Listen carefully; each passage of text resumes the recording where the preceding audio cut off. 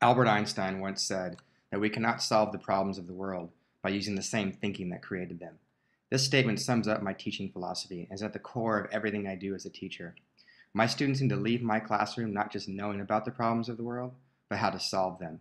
Learning about the world is not enough. My students need to think critically and act consciously in a dynamic world that demands creative problem solving in a collaborative setting. To help my students reach these goals, they need to experience the knowledge they are acquiring.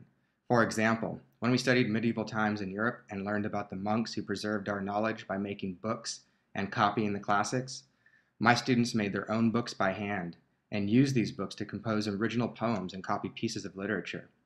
When we read The Omnivore's Dilemma by Michael Pollan and studied the many problems related to our industrial food system, students designed, planted, and cultivated their own edible learning gardens at the school as an example of a solution in action.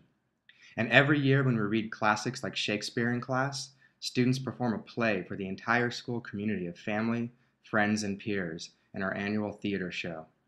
If my students are to become the kind of creative, compassionate problem solvers that the world needs, they need to see their school as a classroom without walls.